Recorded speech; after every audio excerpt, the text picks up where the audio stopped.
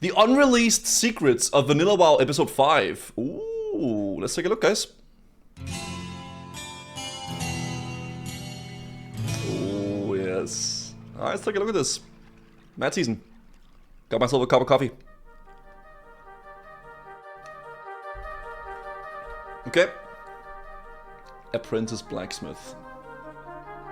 Hey guys, what's up? Mad Season here, back with another video for you. Construction science. The content series continues. Today we're continuing to explore the 0.5.3 alpha, which was the first version of the game made available to players. The housing. So starting off with some stuff I missed from the previous episode, when I was showing off old Stormwind, I mentioned that right outside of the stockades there was this canal blocking off that little section outside the mage quarter. Okay. But I neglected to go into the actual dungeon itself. Stockades is the smallest dungeon in the game, but in the alpha it's even smaller because it's missing an entire wing, the western wing, which held a deck. But wasn't there like a raid or something that meant to be like a stockade raid? Ward is gone completely, and he's moved over right next to Basil Thread in the You can see that wing. Ogre? And another thing, when I was showing off all of the weird hunter abilities, I forgot to mention that some of them actually required reagents to cast.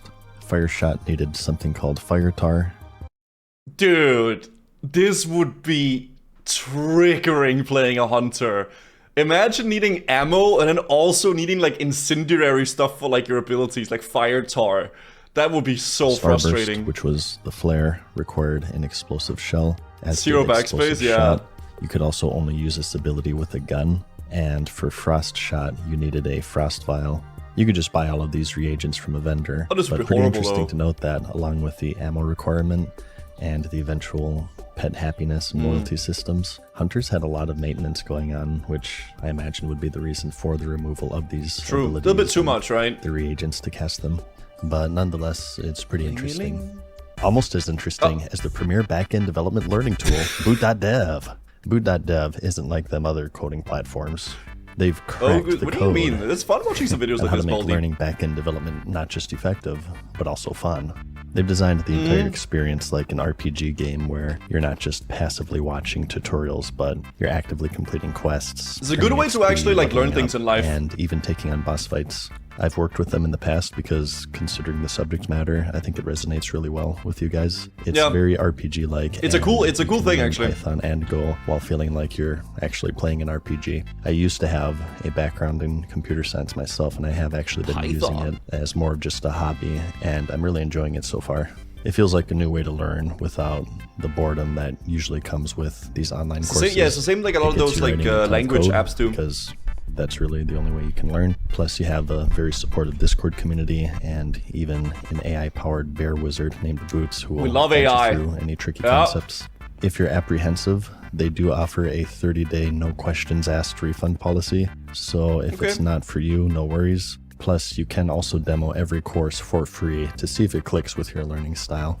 I would say that if you have been on the fence about doing something like this would be a really good way to kind of get your feet wet to see if it would be something that is for you.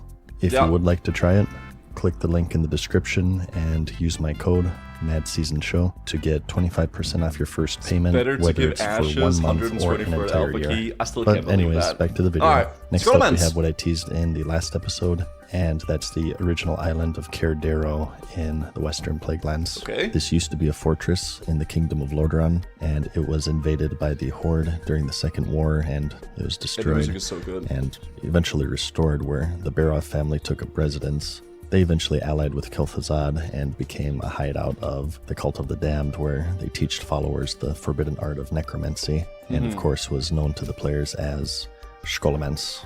So as you may know, this is where you could find the entrance to the dungeon, and the first difference you'll notice here is that there is no bridge connecting the island to the mainland. Oh, really? And once you enter, you'll find a couple of destroyed buildings strewn about, and a dark portal entrance. Yeah, but this is because they used those for like dungeon instances back in the day. It's kind of cool the bridge being broken though. Well, if you watched episode 1 of this series, I kind of like that. They just used this for a placeholder for dungeon entrances at the time.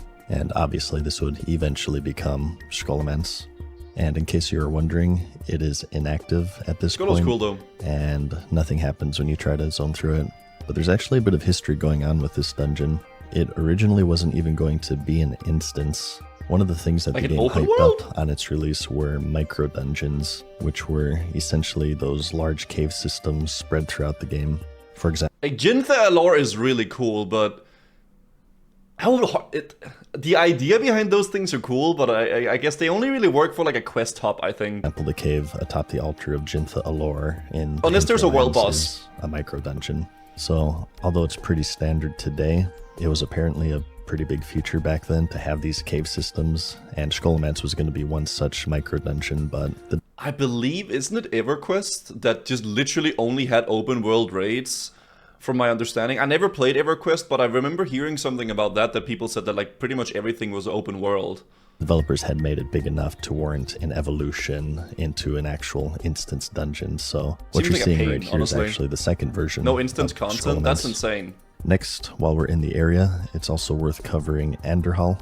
This was once a prosperous city in northern Lordaeron, similar to Hearthglen or Stratholme, and it ended up being one of the casualties of the Scourge outbreak that destroyed the land, with a lich known as Araj the Summoner eventually using it as a base of operations to spread corruption across the land via those plague cauldrons that you might remember if you ever quested here.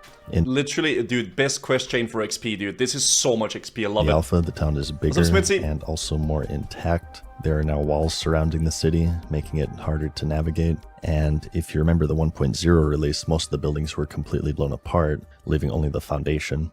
In this version, they're still relatively intact. And if you're curious, Araj the Summoner is in his usual spot, although he has that Blood Mage model instead of he looks way cooler now. And as for Chromie, she's not yet added in this version, and her building is completely empty. What is this music? Next, moving on to a system, we have professions, which functioned pretty differently. As you know, in Released, you could have 2 primary professions and all 3 secondaries, but in the alpha, it was a little less restrictive. First is there were no primary nor secondary professions, and the way it worked was that every level you gained a skill point, and then you could spend these skill points to train any profession that you want. What? So you could like learn everything or what? Wait, what? Journeyman cost 3, Expert 5, Master 10, unless it's fishing, cooking, or first aid. Players were basically pets. Reduced costs. As an aside, first aid also had a straight up heal, a 5-second cast on a 1-minute cooldown, which is pretty crazy. But back to professions, that was it. That was the only restriction, meaning that if you wanted to, you could learn Journeyman of everything and be sort of this jack of all trades and master of none. Just to throw in our complimentary Star Wars Galaxies mention in my World of Warcraft video, it is actually pretty similar to the class system in that game, where you're given a certain amount of skill points, and you then distribute those between a variety of professions of your choice. That would be way too much, though, I feel like. Weird hybrid builds. I think it's kind of cool that you choose your professions. Like, you're a blacksmith, you're like this and that, instead of being everything. Say that this alpha system may have even been inspired directly by SWG. But a lot more freedom regardless, and it's pretty interesting. I never played that Star Wars game. In a previous episode, we talked about the different forms of player housing that existed. The first being where you could initially just place them in the world, to the abandoned housing district in Stormwind, and eventually garrisons in Draenor. And I just wanted to show you the first in action here because I missed it last time. This is what it would have looked like had it made it into the game. Dude, it looks so Warcraft 3, man. Like, the way you place the model, the way it looks, it's so... You can tell they just ripped it off of Warcraft 3 and put it into, like, the new game. And you can probably tell the issue already, as it would just block people off from critical quest mobs, and this entire zone would just be littered with houses. Yep. You wouldn't even be able to move. So... it's an interesting idea. Very ambitious. The housing debate still rages on to this day. Dude, I don't think housing would... I don't think it would do that great, I'm not gonna lie. I feel like it would bring too much hassle compared to anything. I think Final Fantasy does housing pretty well the way that they've done it, but even then, right, it's like... I don't know. Guildhall? I think, what was it, the thing in Legion that they kind of came closest to, like, that feel of, like, housing? Was it, like, the class halls or whatever? That's pretty cool. But these are the origins, if you were curious. You may have spied earlier, when talking about professions, that languages are also considered a skill. The undead race was actually pretty unique because they would be the only race who could communicate cross-faction. Of course, as you would imagine, once being a human, they retain the common language, so They had this unique flair to them where it was eventually changed due to Blizzard wanting to maintain a barrier between the two factions in the game. Makes sense. Actually, if you really want to know something crazy, in its very early years, there weren't even going to be factions, period. Orcs and humans and trolls and dwarves and so on would all be able to play with each other, which is kind of... Okay, dude, that's a good thing they didn't do that. Imagine if they did that in World of Warcraft, guys. I guess nowadays it's different, but back then, dude, the whole essence of like vanilla WoW is all about that faction, right? Like your faction pride and everything. You know what I mean? Perhaps Warcraft 3 company could sue the WoW company. Yeah, you never know, man. Maybe they will. Interesting, because today, as far as I know with retail, since the Alliance are so vastly outnumbered because I quit the game and they lost their hero, the players have sort of been calling for an end of factions. As far as I know, Blizzard has sort of met them halfway by allowing them to raid together. And there's some other cross-faction elements, such as the mercenary mode for PvP, when the queues are imbalanced. But honestly, you guys probably know more about retail than I do at this point. He's quit. And also, since we just mentioned undead, another interesting thing is that they were actually considered the undead type initially, meaning that they would be immune to fear, but they would be susceptible to shackle or exorcism or turn undead. But this would be so broken, though. Later changed for balance reasons. But next, in the last episode, as I said, we went over the hunter and how different they were. So I wanted to do the same here with mages because they actually have some interesting stuff going on. First is we have Khadgar's unlocking, which magically unlocks treasure and other locked items. Dude, did they just plan to literally give mages everything? Like, what? Would function similarly to the rogue's lockpick. They eventually removed this because they felt that rogues were a little too plain in that they were just straight damage dealers. That's insane. So they wanted them to have a bit of unique flair by removing this from mages. Yeah. In the same vein, we also have invisibility, which they eventually saw added back to the game after vanilla. But they did have it in this alpha, which would, of course, allow them to be able to stealth, which is just crazy considering how powerful they already were. Bro. During the alpha testing of the game, there's this undead mage who would trick low-level Alliance by yelling in gutter speak to come to the bridge away from the guards in Red Ridge for free gold, at which point he would cook up a pyroblast while invisible in one shot. That's a classic. Invis for 5 minutes. Maybe that's why they removed both invisibility and cross-faction communication. Some developer got butt blasted by this guy, and he coded it out of the game in a fit of rage. Water Elemental, most players know, was a Burning Crusade edition, but mages... Dude! So they wanted to give them Invis, unlock, like, treasure, whatever the heck, and also Water Dude, what is this? Did already have it in the alpha, in the Frost Magic tree. It has a 3-minute cooldown. They didn't get it in pre-patch, right? Lasts for a minute. But it doesn't seem to have that AoE route that it eventually got. And something I want to point out here as well is that that's dumb. Pretty much all of these classes, mage included, are still very bare bone, only holding a handful of spells per school. Remember, there's no talent system right now, so what you're looking at is their entire toolkit, so they definitely came a long way by the time release came. It's actually very little. We have a model change. So this dude, I kind of like these ogres, man. Actually made it to 1.0. They're chunky, dude. Holy. Early on in the game, but ogres were originally a little bit more tubby. They got this reminds me of the that dude, man.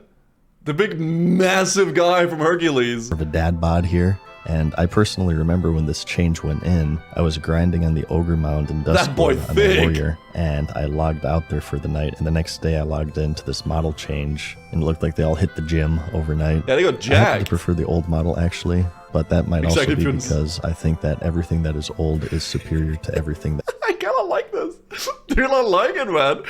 They're just chunky. That it's new, because I am a depressed classic World of Warcraft player. Oh. Moving on, another environment difference here the village is tight. In Lock Mode Dan with the Stonerot Dam. It's much larger than the 1.0 version, but also more barren. Side note here, I always like to take feedback with everything. There are probably hundreds of these more kind of minor differences like this. For example, here's that infamous Yeti cave in Hillsbrad where you always died on PvP servers. As you can see, it used to be that smaller version. But my question is, do you guys want to see the more minor stuff like this in future episodes? Or should I just stick to the big stuff like Alpha Ironforge, for instance, in comparison? I think it's fun seeing what the game used to be in a way. Like I don't know. I enjoy seeing like what their process usually was with that stuff, right? Oh yeah, let me know in the comments because I can do either. Speaking of which though, I guess for this video I'll just keep doing this little stuff for now. But I like this where the boat is here in Booty Bay. At this point the boat system is still in the works, so you'll notice that the ships are permanently docked here. Of course, in Release, to travel between the two continents, players would have to wait for the actual physical boat or zeppelin to sail in, and then wait for it to cross over. This all wasn't finished yet, so for now, you just had these Boatmaster NPCs breaking kayfabe by saying, hey, be patient, we're still working on this crap, but for now you can just teleport if you want. If you're curious what the other ones looked like, here's Ratchet, which also looks pretty different, and one of these NPCs became quite popular. There's Captain Placeholder, who resides in Menethil, and that's a classic one. As for the docks, as you'll see, they're much smaller. Here's what Darkshore looked like. And as for Theramore, it actually has 2 docks. One goes to Menethil, and the other goes nowhere, as there's no Boatmaster. So, some sort of abandoned plans here for something. Maybe it was to go to Uldum or something, or one of those I like this boat that we talked about. The little bridge inside? Episodes. That's kind of cool. But you may be asking yourself that, if the boats aren't working, how do you get back and forth between Darnassus and Darkshore? Well, the answer to that is, like in Release, it's by bird, but here it's the only option. In 1.0, you had that teleport that went to Ruthrin Village, where you could go either by boat or hippogriff. But in the alpha, that's yet to be added, both the boat system and Ruthrin Village as a whole. And in the place of the teleport is just a platform with a flight master. Wait, that's so strange. But what the? That about covers it for this episode. Dude, this is cool to watch. I like this. This is fun. Today. I'm actually really enjoying this series, so expect a lot more secret/exploration stuff. There's a lot more to talk about, I assure you. This will be a pretty long-going series, so if you enjoyed it, make sure you check back soon for more. And where did you acquire the alpha version? You could probably find it like on the internet. There's I don't know. I would assume there's ways you can like get those old versions a while. Aside from that, like the video if you liked it, because I will most certainly see you in the next one. I find it comfy to watch this. Like, as someone that like has played a lot of WoW in my days, especially Classic, it's fun seeing what they intended it to be, what they had it used to be, right? We hope you enjoy. I prefer to see the smaller stuff. You let's give around that there's some others done old Ironforge. Yeah, I agree with this though. Like all these videos, I like this because I genuinely don't know all these things. Like all of this is like almost all of these things are new to me. But we've all seen old Ironforge. We've all seen all that stuff. This is more fun to watch for me for sure.